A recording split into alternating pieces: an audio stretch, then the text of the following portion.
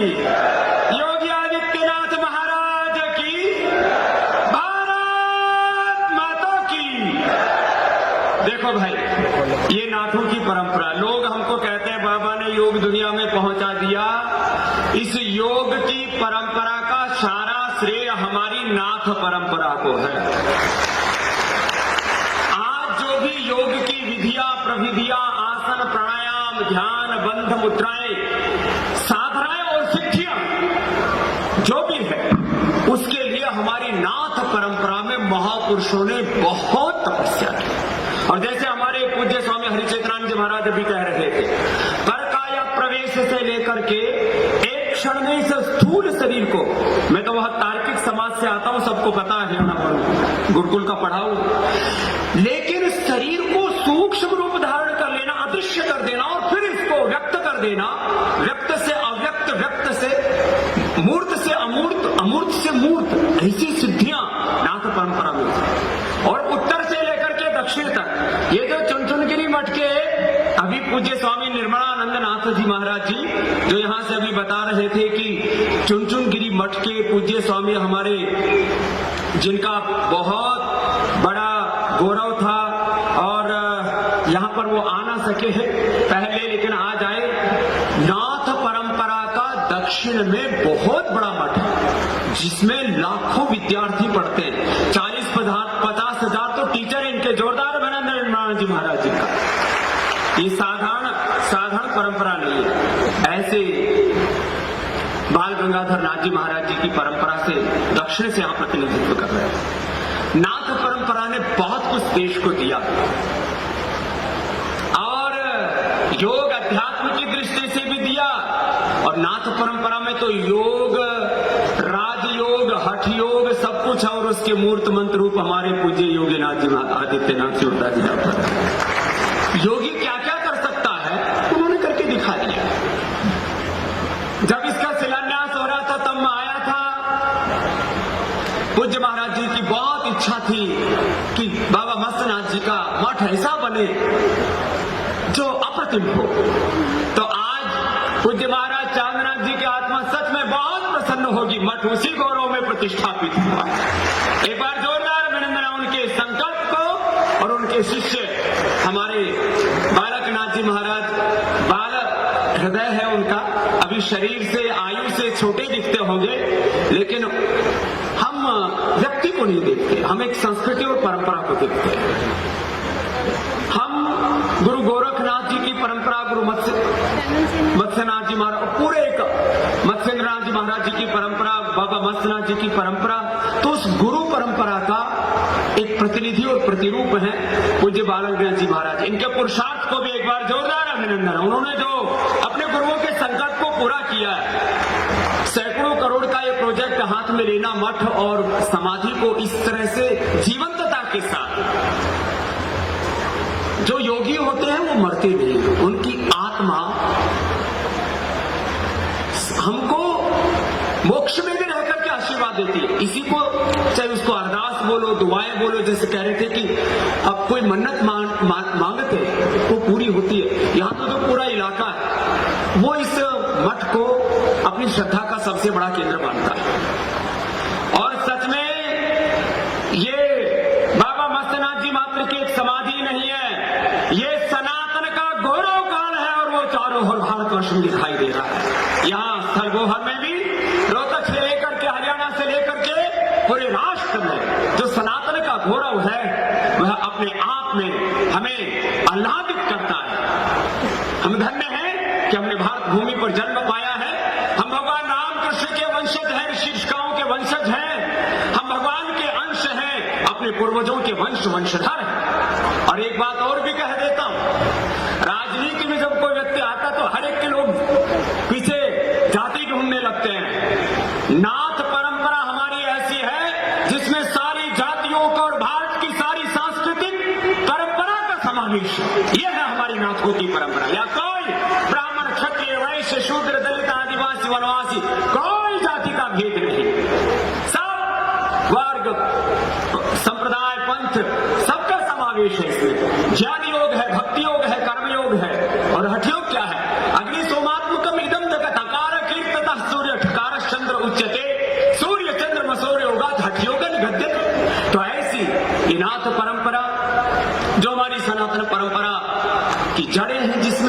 जिसमें सनातन का सार है, वेद दर्शन उपनिषदों का, पुराणों का, ब्राह्मण ग्रंथों का, स्मृतियों का सार है।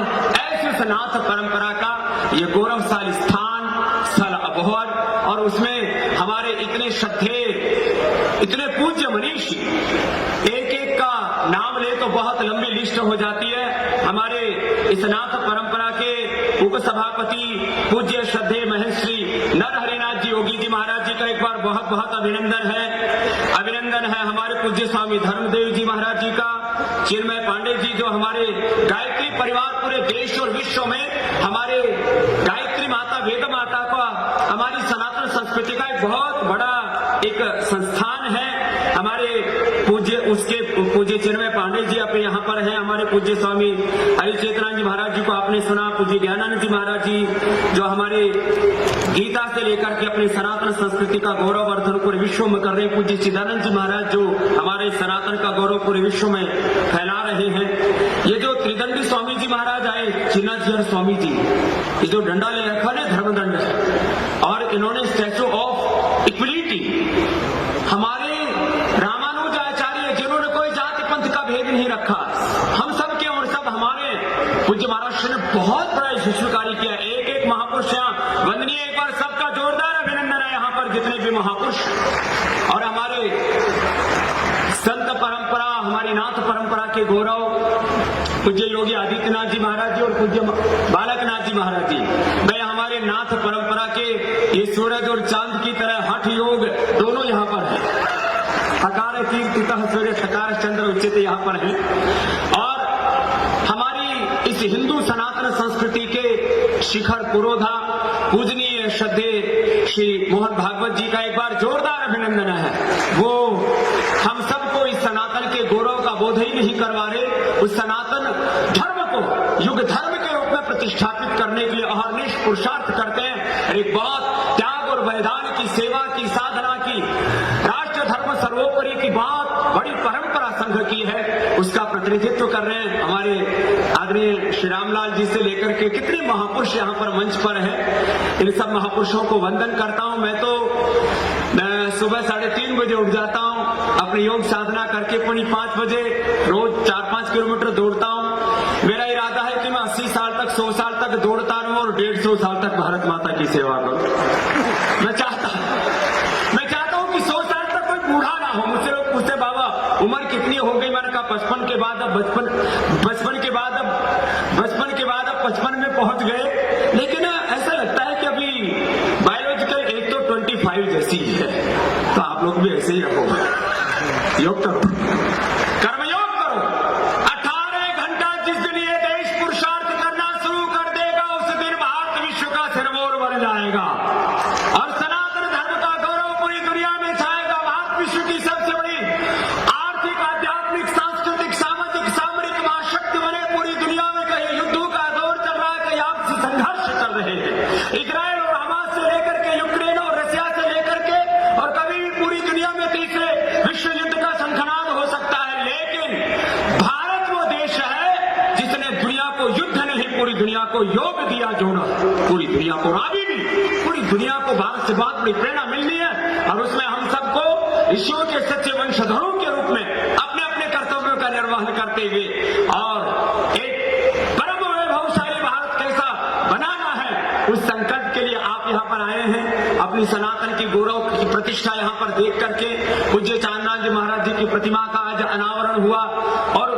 बाबा मत्स्यनाथ जी महाराज जी की गौरवशाली परंपरा का मत्स्यनाथ समाधि का यह जो जीवंत दर्शन इतने दिव्य और भव्य स्वरूप में हुआ, यह हम सब के लिए गौरव है। लेकिन हम सबको कुछ ऐसा करना है जिससे हमारी ये नाथ परंपरा, हमारी ये सनातन परंपरा, हमारी वेद परंपरा, हमारी ऋषि ऋषिकाओं की पावनी परंपरा फिर से गौरव को प्राप्त हो। इसके लिए सब संकल्पित होकर के जाएंगे। आज जितने महापुरुष आए हैं, इनके एक एक शब्द को शब्द ब्रह्म मान करके और अपने को ऋषियों का वंशधर के रूप में अपने आप को तैयार करके दोबारा से वो पुरुषार्थ करना है। अभी 2047 की हमें प्रतीक्षा नहीं करनी कि 2047 को तक भारत को विश्व की सबसे बड़ी आर्थिक, सामाजिक, राजनीतिक महाशक्ति के रूप में प्रतिष्ठापित करना है। हम सब प्रचंड पुरुषार्थ करें तो 2035 तक ही हम भारत को विश्व की महाशक्ति के रूप में खड़ा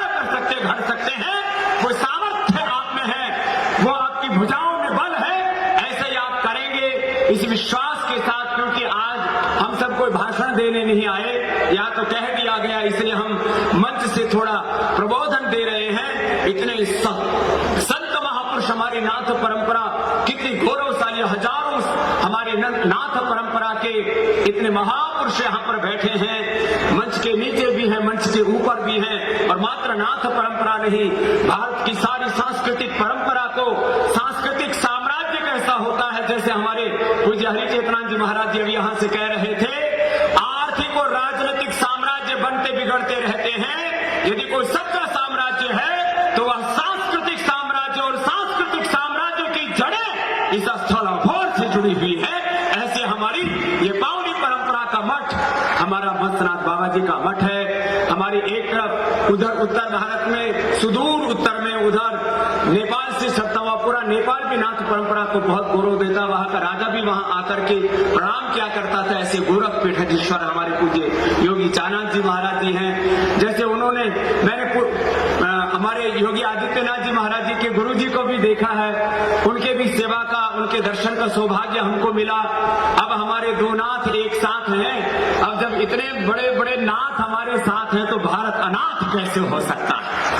तो ये तो नाथों के नाथ हैं हमारे, और भगवान भोलेनाथ हमारे साथ हैं, सारी हमारी अवतारी सत्ताएं हमारे साथ हैं। तो अब पूरी दुनिया उधर चलेगी जिधर भारत चलेगा। तो इस भारत का गौरव, सनातन का गौरव, नाथ परंपरा का गौरव, उसको बढ़ाने के लिए आप सब प्रतिबद्ध हैं। एक बार फिर से हमारे आयु में बहुत कम, लेकिन ओज, तेज और तप उनका बहुत ही दिव्य रूप में, यहाँ पर भव्य रूप में सबको देखने को मिल रहा है। इसके लिए एक बार वह पूज्य बाबा बालकनाथ जी महाराज जी के लिए एक बार जोरदार अभिनंदन है।